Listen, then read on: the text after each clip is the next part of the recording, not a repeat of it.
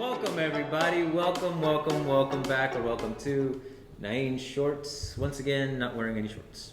But we're here in our home at Physique Magnifique in South San Francisco, 387 Grand Avenue. Shout out to them because they are wonderful, wonderful people. So stop on by whenever you're in the area, come play with us and see what we have to offer for everything else that you need.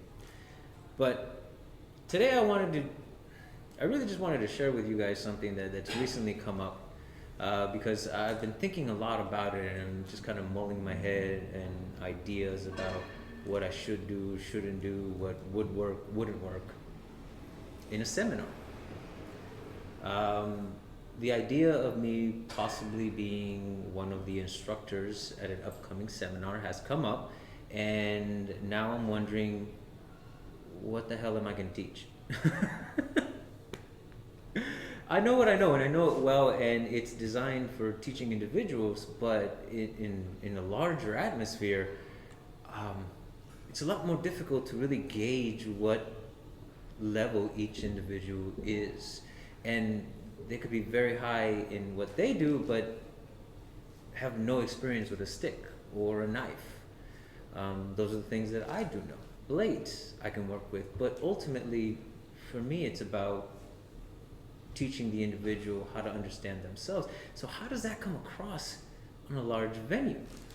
Do I dumb everything down and keep it as simple as possible, where the point that they could possibly get bored, and up my speaking so it makes more sense? Do I cut the speaking and try to do more physical things, more exercises and drills to keep them physically engaged, and then use that as a platform to get my message across?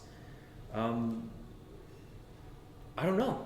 I really don't know. You guys who have experience, please comment, leave some notes. If you haven't liked and subscribed, do that at the same time, and share the video, because I really want to get an interpretation of what it is that goes on mentally as an instructor at a seminar, because it's a big crowd. Now, some people, pros, they know how to do it. They just drop of the hat, be like, you got 45 minutes, teach something. Great, I'm going to teach this, and this, and this. And I've been to many seminars. But do I just build a repertoire, some sort of course that I teach over and over and over again? If this becomes a regular thing for me, am I going to teach the same thing at every single seminar? Do I change it up? Do I push the limit of how much I can teach in a short amount of time, depending on the people in front of me? I mean, there's a lot of variables that go in this process that I'm unfamiliar with. I really am. Our classes are small. This, we're talking anywhere from 10 to 15 to sometimes 50 people in a room, all listening to what you have to say, every single one of them having a different interpretation of what they're hearing. Some of them are going to try to copy what they see, but I move how I move, and I wouldn't want them to do that because their bodies may not allow them to do so. Or because they're so focused on the physical aspect, they miss the lesson behind the words that's actually being said that could propel them forward. I've done that myself. I saw the instructor do something and I thought I knew exactly what it is that they wanted to do, but I missed the instructions. I missed what they were saying, and I ended up getting bruised. I also bruised the other guy, but we weren't supposed to be bruising anybody. It was supposed to be a softer technique, something more of joint movement. But somehow I turned it into a chop.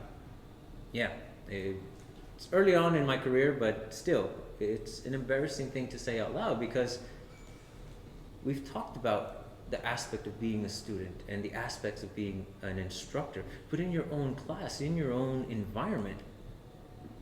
Now the prospect of being put into an environment that you're unfamiliar with, that you haven't done before, and all of a sudden you have to make sense of everything that you're saying, and things have to follow suit.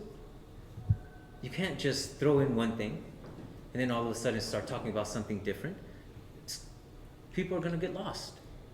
You have to keep it simple enough where everyone, no matter what level they're in, can follow along, but each level is going to get something a little different because of their understanding. So there's that to consider. I mean, there really is a lot for me to rack my brain. I've really been going through it. What am I going to say? What am I going to talk about? What are the physical things that I'm going to have people do? How do I shut up? Because one of the things that I've learned, and it's not about seminars, this is more like just speaking in general, public speaking. They always say keep it simple. Keep it as simple as possible, and even short. Because those are the things that people are going to remember and going to recall. If somebody's rambling on for 15, 20, 30 minutes and they only have a 45-minute time frame to do something with you, well, what are you really going to take away? How bored are those students going to be? And will you be invited back next year? There's a lot to be said about how we approach a different environment. But Filipino martial arts is about adaptation. That's what we learn. That is the basis. And in the Bladed Mind, we focus more on the conceptual side of the art versus the physical side of the art. Which leads me to believe that the physical is something that we all do. So it is possible to maintain it simple. Nothing too rigorous, nothing too extraordinary.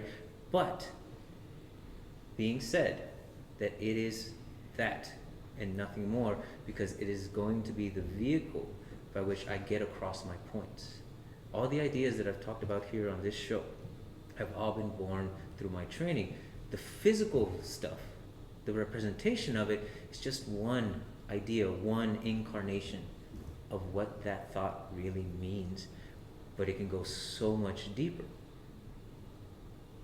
So then, all I really have to do is, how do I keep that very simple? Our clock system is based on the idea that there is only a certain amount of moves that we can do. Very basic. Clock is facing me, 1 o'clock is always going to be on my right, and it's going to go down to 7 o'clock. Okay, 11 o'clock is going to be on my left, and it's going to go down to 5 o'clock.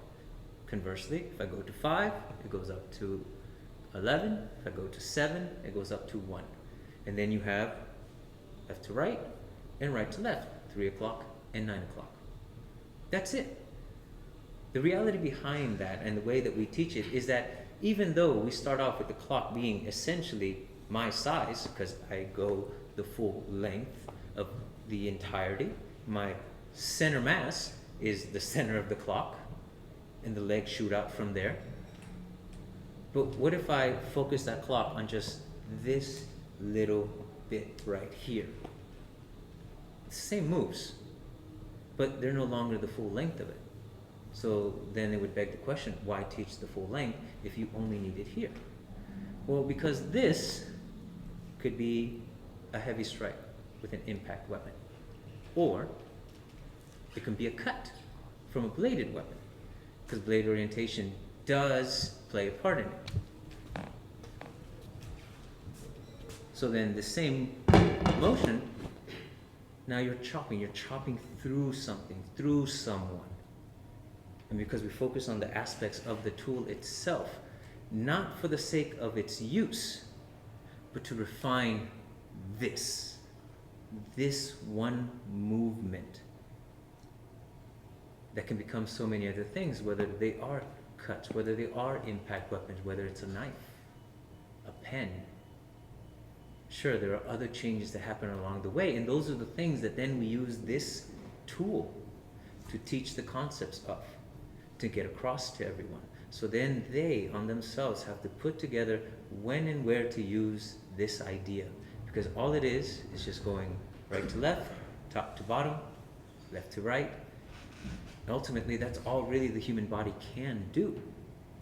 But if we understand the mechanics that allow you to do them, well, then you can adapt them any which way you need them to, for your body type, for your movements, and more importantly, for your mentality. Because when I did these motions here just now, each and every one of you had your own interpretation based on the things that you know, the things that you've learned, and more importantly, the type of personality that you have. And I can't tell you what that is. Only you can assess that for yourself. And it's those things that are going to change the way that you take my words in this video setting or in a large seminar setting. And that goes for any instructor that you come across, and even your own ideas. So these are the things that have been going on in my head. I've been having a lot of trouble really condensing what these, I guess you can call them fears, because they really are fears. I am scared to be in front of a large group. I may not show it because I'm cool, calm, and collected. Not really. Even I didn't believe my own BS just now, so I don't expect you to. But it's probably going to happen sooner than later, so I am preparing myself. I am going through my head. I am thinking of the movements that I do. How can I, with these simple motions, teach an entire group of people how to utilize them beyond what I showed them? And again, I would preface the whole conversation, the whole production, I guess, that they are simple movements, movements that they have done prior to this. And that what I hope they do is not copy what they see me do, but do their best to understand the words that I'm saying, the words that I'm getting across. And I will do my best to explain why those words are important. When I say drop your hand doing this swing, I mean don't extend your hand and come down. I mean literally drop your hand from your body. So typically you see the hand come out and then the blade. That exposes your hand, which is why we teach our students to drop the hand. Oh, okay. Now my hand stays safe. Oh, my blade goes out first. Oh, look at that. Versus, and then coming down. If you're already going to end up here in your swing, then why not just go to it straight away? Keeps you safe. So if I tell people, hey, give me an angle one or a swing, those details need to be in place because those are the ideas that I'm trying to get across. Again, this swing, we've all seen.